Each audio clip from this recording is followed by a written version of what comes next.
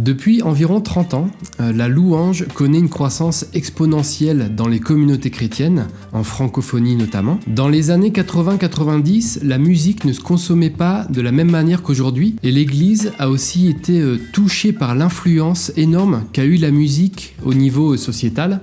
Et ça s'est beaucoup ressenti dans les communautés à l'époque. Dans les années 90, l'importance que la musique a prise comme place dans les cultes chrétiens est devenue prépondérante et ça a amené un vent nouveau qui a soufflé sur l'Église. On pourrait citer plein de raisons pour expliquer cet essor, mais on va s'attarder aujourd'hui sur 3 personnes qui ont apporté un changement important, un renouveau au sein de la louange de l'Église francophone. Depuis une trentaine d'années, ce groupe continue de bénir les chrétiens, et pas que les chrétiens d'ailleurs, avec leurs chants de louange et d'adoration. Leur travail a apporté une énorme fraîcheur à l'Église dont nous sommes encore au bénéfice aujourd'hui.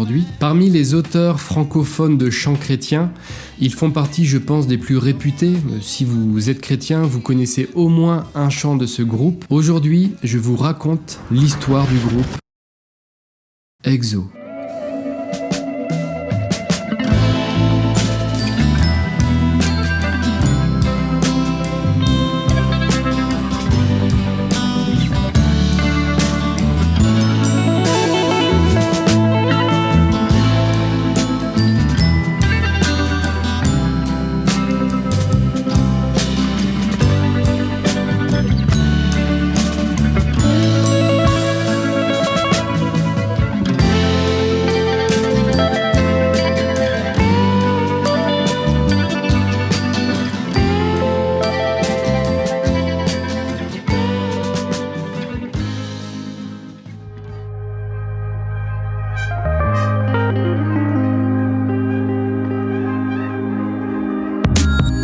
Notre histoire commence au conservatoire de Wheaton College de Chicago, une université chrétienne évangélique d'arts libéraux. Laura et Chris, tous deux américains, issus de familles chrétiennes, se rencontrent. Chris avait un groupe de musique à l'époque et il chantait dans des bars et d'autres lieux comme ça. Et c'est en allant à l'un de ses concerts avec ses copines que Laura a rencontré Chris. Ils sortiront tous les deux diplômés de cette école et en couple aussi.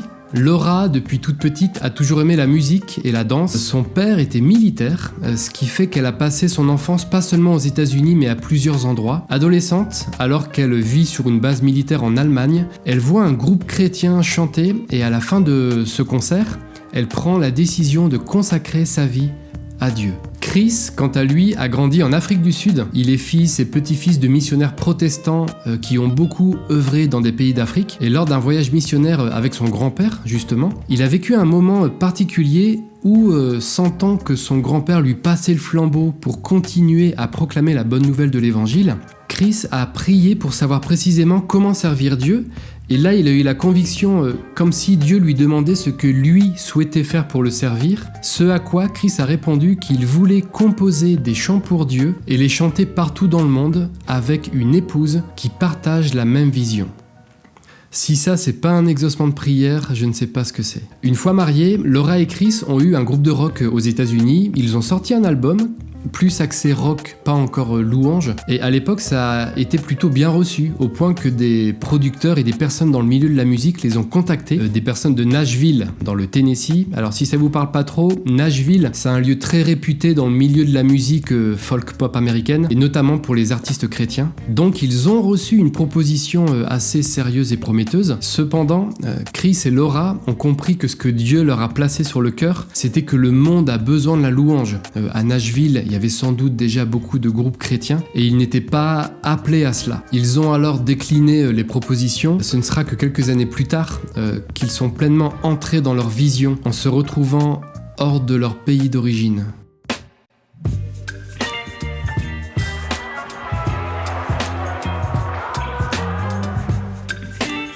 Je vous parle maintenant de Thierry. Thierry, d'origine suisse, débarque en 1989 dans la région de Bruxelles à Overijse précisément. Il a grandi dans un environnement chrétien. À l'âge de 16 ans, il explique avoir reçu Jésus-Christ, mais s'ensuivront des années durant lesquelles il cheminera dans sa foi chrétienne, et ce n'est qu'à l'âge de 28 ans qu'il confesse officiellement Jésus comme son Seigneur et son Sauveur. Et c'est dans ce contexte de quête qu'ils se retrouvent dans la région de Bruxelles. Un jour, au détour d'une brève visite dans une librairie chrétienne, gérée à l'époque par l'organisme Jeunesse en Mission, ils rencontrent un missionnaire américain, gérant de la librairie, et au détour de la discussion, cet homme lui propose de venir dans son groupe de maison le soir même. Thierry accepte, et ce soir-là, il débarque dans ce groupe de maison, celui de Laura et Chris Christensen. En effet, une fois mariés, ils sont venus en Europe en 87, poussés par la vision de Chris que j'ai évoquée précédemment. Ils ont implanté une église en Belgique. Alors, une amitié commence à naître entre eux trois, et lors de leurs différentes rencontres, il y a toujours une guitare qui traîne pas loin, et les choses s'enchaînent assez naturellement. Thierry étant toujours dans une dynamique de redécouverte de l'évangile, et les Christensen dans les prémices de leur vision concernant la louange. Donc EXO, pour certains, c'est un groupe musical. Pour nous, c'est une vision, parce qu'on a reçu cette vision il y a longtemps. C'était un grand défi parce que je ne parlais pas un mot de français à l'époque. Donc il fallait apprendre une langue. J'ai appris le français en le chantant. Mes meilleurs profs à l'époque, c'était Yves Duthé et Jean-Jacques Goldman. À cette époque, Chris parle peu le français et Thierry apparaît comme un soutien de choix pour parfaire ses chansons. Thierry commence alors à traduire les compositions de Chris et assez naturellement, il intègre le service que les Christensen ont entamé en Europe. Thierry s'avère être un excellent parolier et cette configuration avec Thierry qui amène son talent d'écriture, ça a été un parfait complément pour la formation théologique et musicale que Chris a reçue. Ainsi est né le duo de songwriters Ostrini Christensen. Laura et Chris avaient déjà commencé à animer des moments de louange et même à faire quelques concerts un peu partout. Thierry se retrouve à faire les concerts avec eux et il expliquera que c'est à travers sa relation avec Chris notamment et son travail d'adaptation de son répertoire qu'il a pu approfondir sa vie de disciple. Voilà comment se sont rencontrés Thierry, Laura et Chris.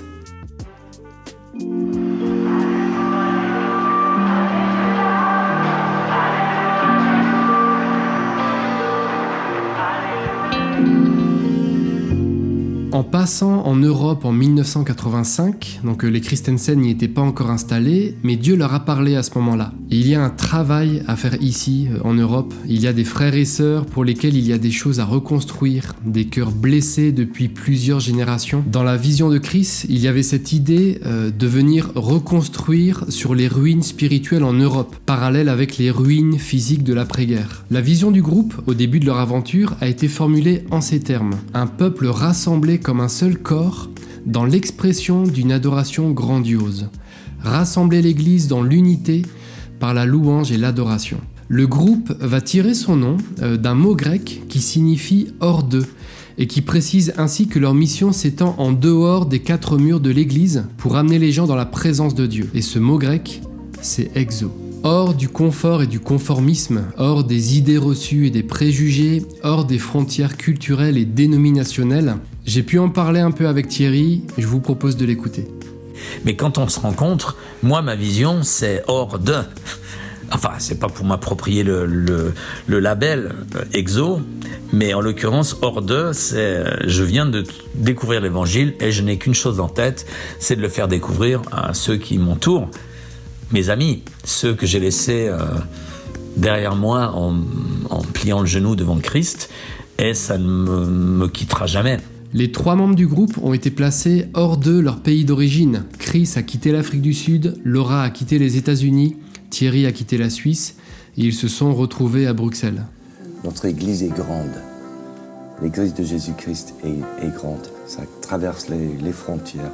Et notre mission à nous, c'est pas juste de rester dans une église locale, mais de rayonner.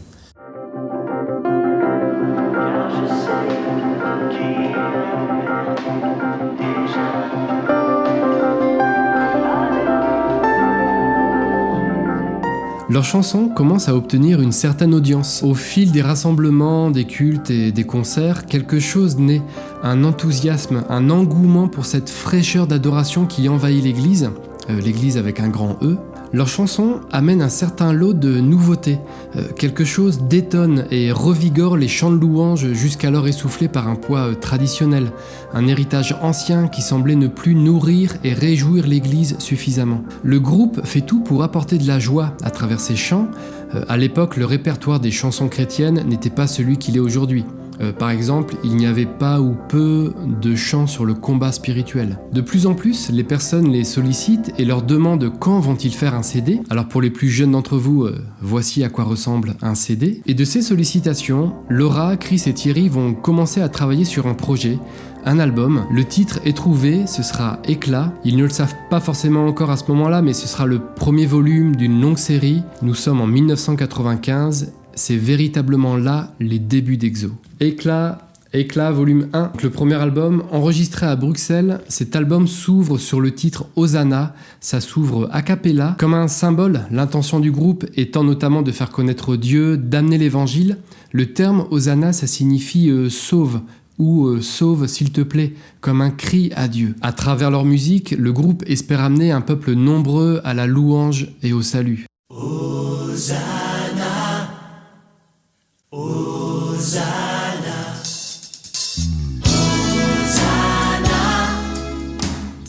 Hosanna, c'est une fantastique première chanson, je trouve.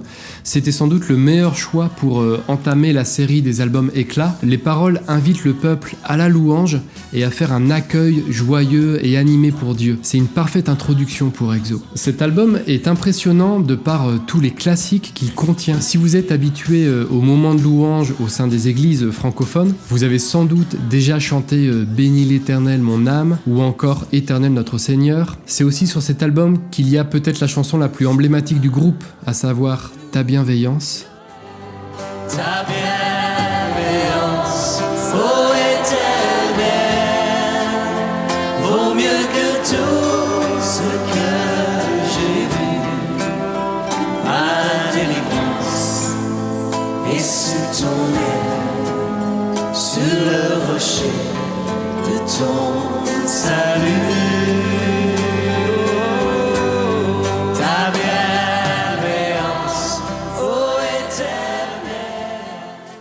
C'est aussi sur Éclat volume 1 que se trouvent deux de leurs plus beaux textes et ce que je considère comme deux des plus belles chansons de louange jamais écrites, à savoir Je connais le Créateur et Règne en moi.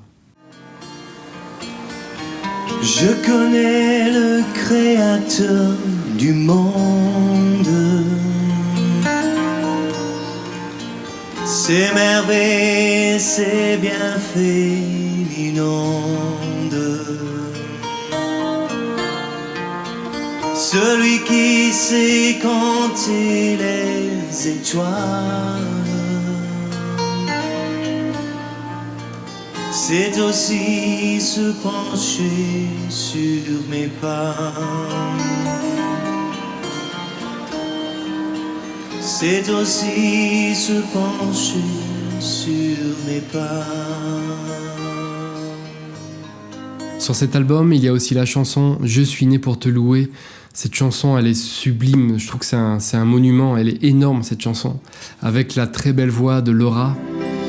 Je suis né pour te louer, je suis né pour glorifier ton nom.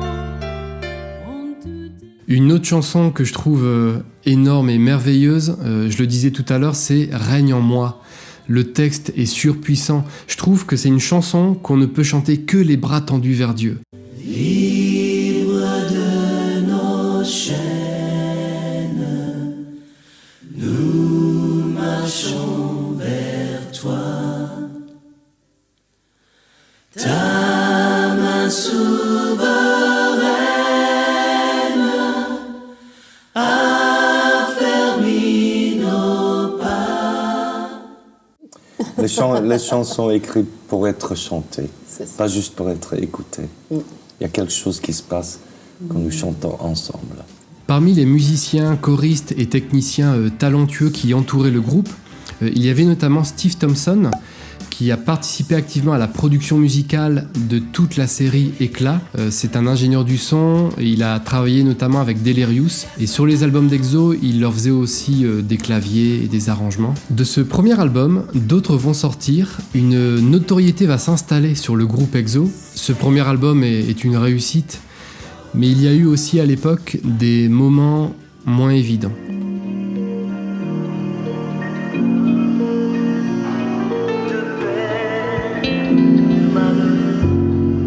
À l'époque, c'est une vraie percée. Et tout ça, ça signifie aussi qu'il y a eu des attaques, des épreuves, de l'opposition. Chris Christensen déclarait dans une interview qu'ils ont toujours eu des difficultés et que, je cite, « Si tu fais partie d'une œuvre que Dieu utilise, tu es souvent attaqué. Et c'est un combat, car l'ennemi n'aime pas ce que tu fais. » Thierry a pu me partager quelques retours, pas toujours encourageants, auxquels le groupe a pu faire l'objet, quant à leur originalité, leur façon de créer qui était simplement différente de la manière dont on faisait les choses à l'époque. Il y a aussi eu des reproches quant à leur succès. Un autre point aussi, l'un des buts du groupe à l'époque, c'était de créer des concerts dans un espace le plus neutre possible, pour que des gens qui ne connaissent pas Dieu ou qui ne sont pas forcément acclimatés aux églises puissent venir. Et faire vendre des places de concert, pour ce que les chrétiens appelaient alors de la louange, ça a été mal vu, et cela a été jusqu'à les affubler de toutes sortes d'intentions qu'ils n'avaient pas, comme si organiser de tels événements ne coûtait rien du tout. D'autres critiques ont pu étonner et parfois même affecter les membres du groupe Exo. Ils ont subi des critiques injustes, incorrectes, basées sur de mauvaises informations, et ça pouvait être d'autant plus difficile que les Christensen, pour ne parler que d'eux, ils ont donné leur vie pour Exo et pour la francophonie. Lorsqu'il y a un certain succès, on devient une cible, et les gens commencent à faire leurs propres histoires sans savoir la réalité des choses. Les épreuves, c'est aussi des choses plus matérielles, comme par exemple le vol de leur minibus. À l'époque, c'était leur outil de travail. Il a été volé pendant qu'ils enregistraient Éclat 3, mais la police a pu retrouver le véhicule et les voleurs par la suite. Je trouve ça intéressant de vous partager aussi ces côtés-là de l'histoire d'Exo en l'occurrence. On peut peut-être aujourd'hui entamer une œuvre que Dieu a placée sur notre cœur pour le servir et pour la croissance de l'Église, mais observons nos prédécesseurs et observons que l'opposition fait partie de notre vie de foi. Sur YouTube, il y a quelques interviews des Christensen où ils reviennent sur les temps parfois difficiles qu'ils ont traversés. C'est très inspirant, n'hésitez pas à aller voir.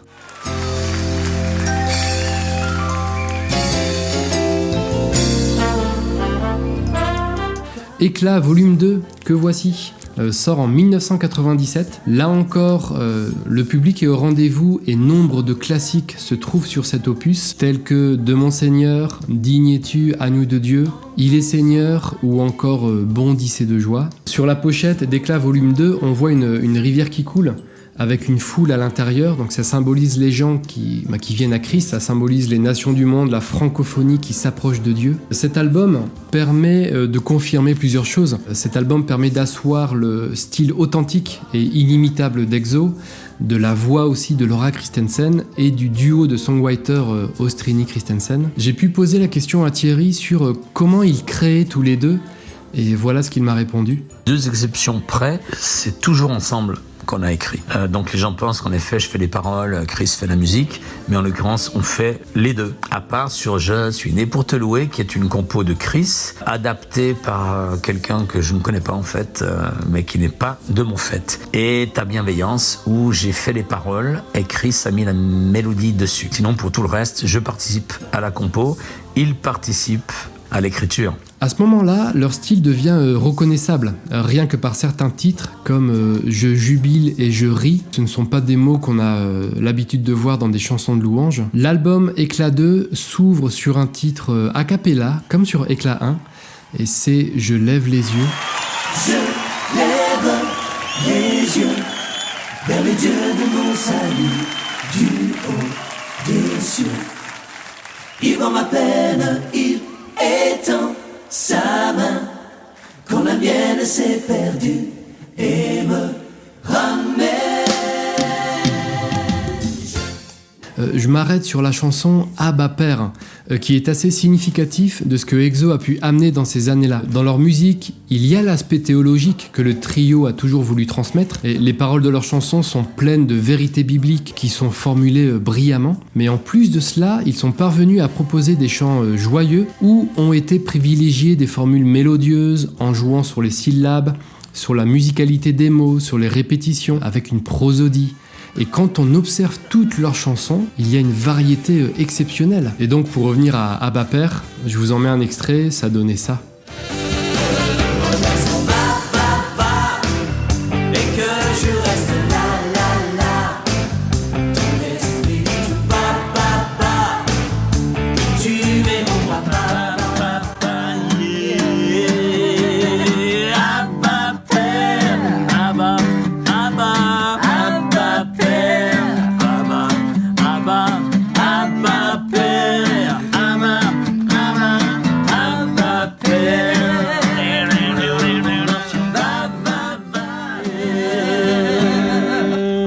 Avec ces chants, c'est que après on a écrit je lève les yeux, mais tout le monde voulait Abba Père, Abba, Abba.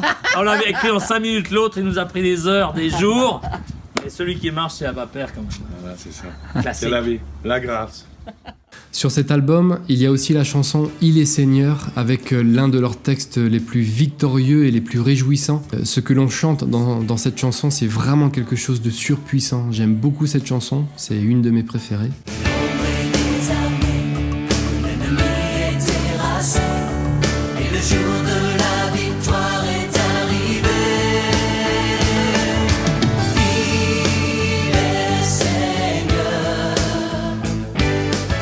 En 1998, Éclat volume 3 paraît. Sur la pochette, on voit les membres du groupe regarder quelque chose s'éloigner, un navire en l'occurrence. Le bateau de pêche a quitté le port et le groupe a cette vision d'avancer en eau profonde, de partir à la pêche, de jeter ses filets. Ils veulent aller en mer comme des pêcheurs d'hommes. Au verso, on voit leur visage heureux, arrosé, mais heureux, à l'image des épreuves que les membres traversent, tout en conservant aussi leur veste jaune, une couverture qui peut symboliser une couverture spirituelle nécessaire dans ces circonstances, indispensable pour ce type de mission lorsque l'on quitte ses propres sécurités. Là encore, sur cet album, quelques classiques comme les chansons Chanter, Dieu est la source de ma joie, Célébrer, Tu es Dieu, mais aussi cette chanson que je trouve parfaite, Qu'il en soit ainsi. Nous irons dans ta confiance, enflammés de ton esprit, proclamer dans ta puissance le salut de Jésus-Christ.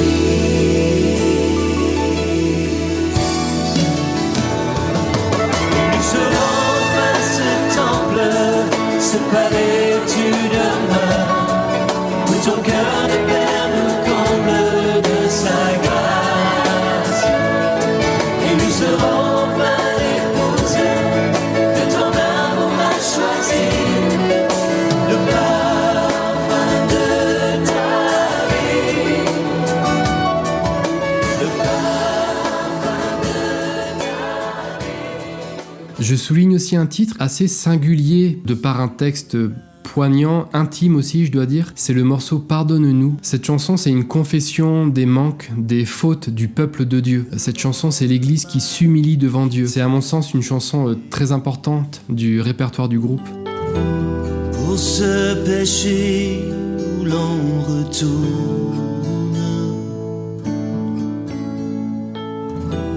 malgré le sang qui a coulé,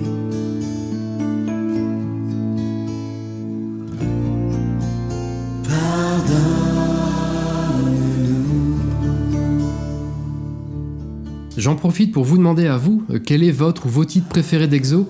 Dites-moi ça en commentaire, ça m'intéresse beaucoup d'avoir vos retours. Chacun des albums a une tonalité particulière, aussi bien dans le style musical que dans les thèmes abordés.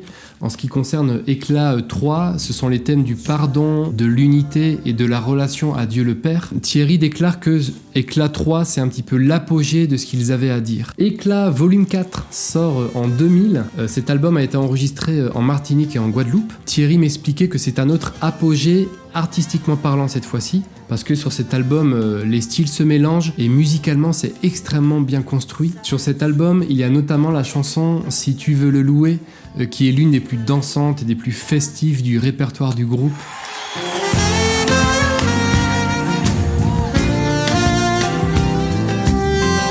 Si tu veux le louer, sache qu'il faut que tu le fasses avec le cœur.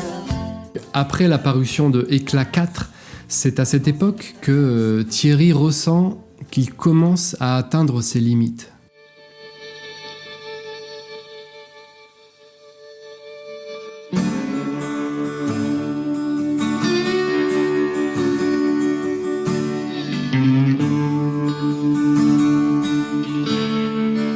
Après toutes les années de service au sein du ministère d'Exo et pour son cœur qu'il a mis dans les chansons composées avec Chris, Thierry Ostrini sent qu'il est arrivé au bout de ce qu'il avait à partager avec le groupe. Il a eu le désir à ce moment-là de continuer sa route vers de nouvelles directions. Après 4 albums pour lesquels il a été un acteur essentiel, après avoir créé et offert à l'église tant de classiques et de chants nouveaux pour louer Dieu encore, il décide de quitter le groupe, nous sommes en 2003, mais il continuera son cheminement artistique et musical. En 1999, il avait déjà publié un premier album en solo, intitulé Autre. En 2005, il sort un classique, l'album Low Pop, un album superbement bien produit, avec de très belles chansons. Certains membres du groupe Domino, dont je vous ai parlé dans un précédent podcast, ont participé à l'élaboration de cet album, donc c'est vraiment du high level. Écoutez-le, cet album, il est excellent. Quelques années plus tard, en 2004, Éclat volume 5 paraît. C'est donc le premier album d'Exo sans Thierry Ostrini, bien qu'il soit crédité sur 10 des 12 titres de l'album. Donc nous sommes ici parmi les dernières compositions du duo Ostrini-Christensen. Entends nos cris, entends nos voix,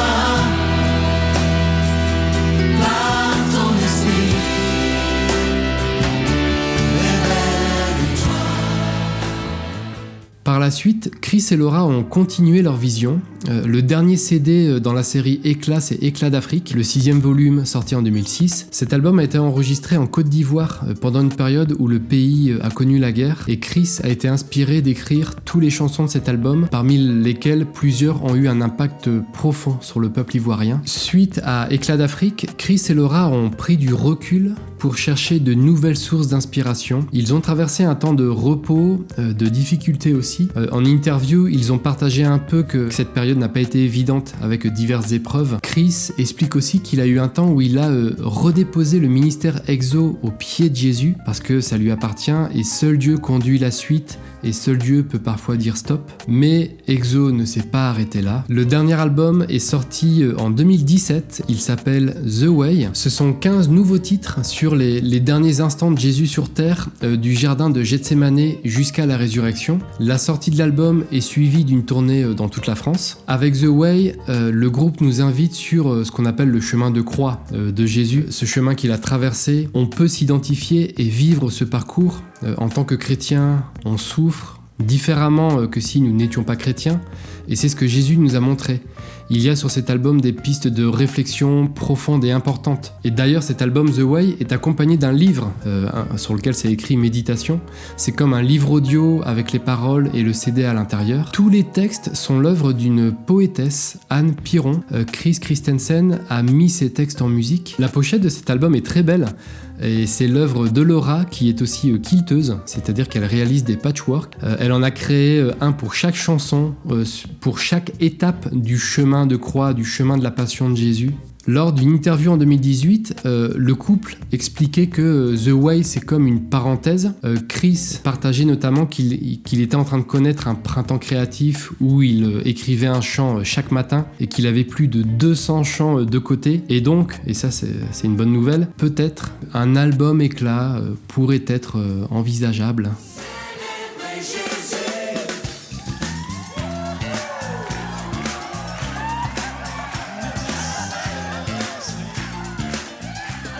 Thierry Ostrini expliquait que la force des chansons qui sont faites pour être chantées en groupe, c'est qu'elles ne vieillissent pas. Exo a réussi parfaitement à créer des super chants calibrés pour les assemblées. La série Éclat était destinée aux chants d'église précisément. Parmi ce qui caractérise le son Exo, l'un de leurs énormes points forts, ce sont les mélodies. Quel sens de la mélodie ils ont. Il y a vraiment une patte Exo. Vous pouvez prendre par exemple la chanson Par ton sang. Dès que ça commence, on sait que c'est Exo.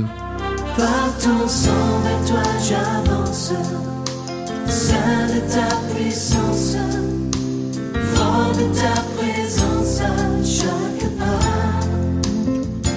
Parmi ce qui peut caractériser le son Exo, il y a aussi les modulations, c'est-à-dire que vers le milieu ou la fin de la chanson, on va monter de un ou plusieurs demi-tons. Sur Éclat 1, sur les 5 premiers titres, vous avez une modulation à chaque fois.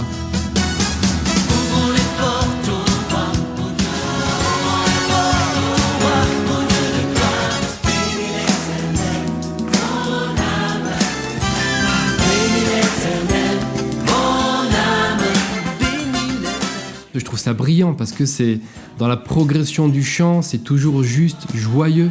Exo, c'est aussi des introductions que l'on reconnaît tout de suite. Vous pouvez prendre Éternel notre Seigneur ou Un seul Dieu. Dès les premières secondes, on sait que c'est Exo. J'ai redécouvert une chanson que j'avais un peu oubliée avec les années, une chanson sublime qui est sur Éclat 2, c'est la chanson L'agneau de Dieu. Alors ne bougez pas, je vous en passe un extrait tout de suite.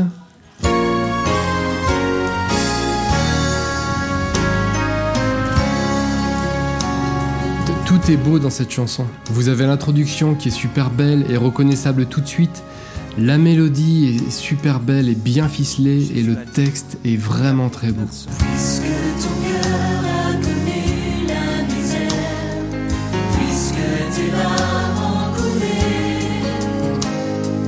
puisque pour nous tu t'es donné, comment ne pas t'adorer?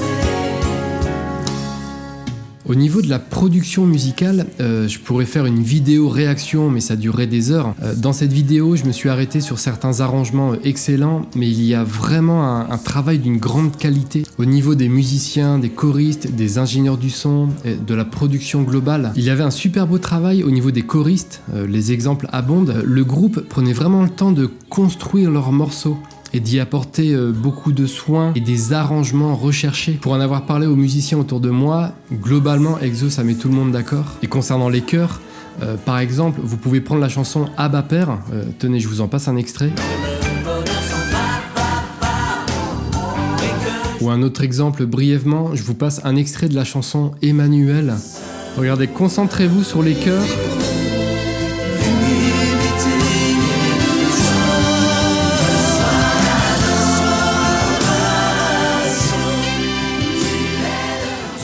Je souligne aussi la qualité du mixage et du mastering. Alors en d'autres termes, peu importe le support sur lequel vous écoutez leur musique, que ce soit un téléphone ou une bonne enceinte, le son sera toujours net et agréable. Le groupe a toujours recherché la beauté. Chris Christensen déclarait que tout ce que Dieu fait est beau et qu'il est créateur. Donc avec Thierry, ils se sont toujours appliqués à créer de belles chansons. Exo a aussi apporté une nouveauté à l'époque en francophonie, c'était leur identité propre. C'était très percutant à cette époque aux États-Unis par exemple, où les artistes chrétiens n'ont jamais caché leur visage. À l'époque, il y avait Michael W. Smith, Amy Grant, Stephen Curtis Chapman, et Thierry m'en a un peu parlé, je vous laisse l'écouter. Avec Exo, avec l'innocence et l'ignorance qu'avaient Chris et Laura du milieu francophone, on a amorcé quelque chose où l'identité du groupe, et c'était quelque chose qui spirituellement avait de l'importance pour moi, notamment par rapport aux non-chrétiens, c'est que c'est important pour les gens de savoir qui adore Dieu. C'est pas juste le fait que Dieu soit adoré par des gens, c'est important que Dieu soit adoré par Chris, Laura, les enfants, Thierry, et que, en l'occurrence, ils soient présents dans les compos, ces braves gens, présents dans le timbre de leur voix, ils soient présents dans la qualité de ce qu'ils font, ils soient présents dans la dégaine, dans les habits qu'ils portent. Donc il y a un aspect scénique. Pour les albums, il y a une identité Et je crois que les gens, avec le recul, savent très bien que Chris et Laura étaient mariés, qu'ils avaient 4 enfants, que j'étais pote avec Chris, et puis qu'on écrivait « Tu es le maître » en mangeant du saucisson, avec un petit coup de rouge, avec une baguette, ou qu'on priait ensemble, ou qu'on vivait, quoi. La louange vivante était d'autant plus vivante que c'est des individus vivants, avec leurs défauts, leurs qualités. Je pense que ça fait du bien à l'Église, moi, et j'espère que ça perdurera, parce qu'on est dans une ère où la forme prend le dessus sur le fond, mais avec Exo, il y avait le fond, il y avait la forme, il y avait l'évangile, il y avait des sourires, il y avait plein de choses, une espèce de naturel, organique.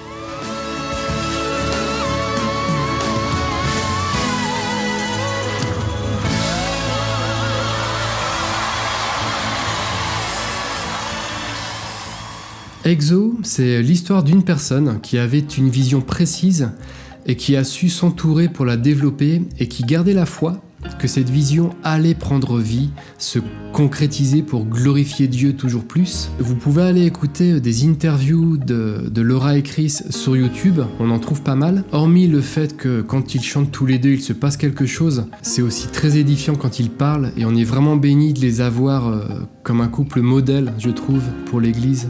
C'est aussi l'histoire d'un groupe qui a toujours eu à cœur l'unité des chrétiens, l'unité dans l'Église. Nombre de leurs chansons sont en faveur de cette unité. À travers cette histoire, j'y vois une observation intéressante aussi, que nous pouvons ne pas être attachés toute notre vie à la même œuvre. On voit combien Exo a été un acteur important dans la vie de l'Église avec un grand E. Les Christensen continuent de porter cette vision, là où Thierry Ostrini a reconnu que pour sa part, il a compris que selon ce que Dieu lui place sur son cœur, il portera davantage de fruits ailleurs. Et je termine sur un petit mot concernant la vision. Lors d'une interview, Chris déclarait, je cite, « Pour se lancer dans un ministère dans la musique, la louange ou dans n'importe quel autre service pour Dieu, je dirais rêver grand, commencer petit. » Quand j'ai commencé, j'ai dupliqué moi-même sur cassette audio quelques chants que j'avais composés pour les vendre et j'ai accepté de chanter pour des petits groupes de jeunes dans les églises tout en ayant une grande vision qui a donné naissance dans le temps de Dieu au ministère d'Exo. Rêver grand, commencer petit. Reçois l'adoration, tu es le roi de gloire, notre victoire, digne es-tu Seigneur, Emmanuel, Emmanuel, Emmanuel.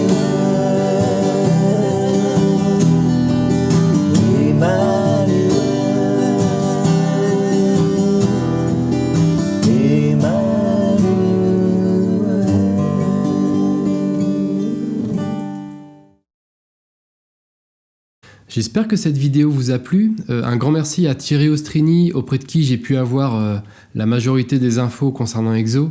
J'espère que ce format de podcast où je vous raconte des choses, j'espère que ça vous plaît. Vraiment, dites-moi vos retours en commentaire de la vidéo. N'hésitez pas si vous avez aussi d'idées de thèmes, d'artistes, de groupes que je pourrais aborder sur Guitar Jump. Ça m'intéresse d'avoir de nouvelles idées. Et en attendant, je vous dis à bientôt.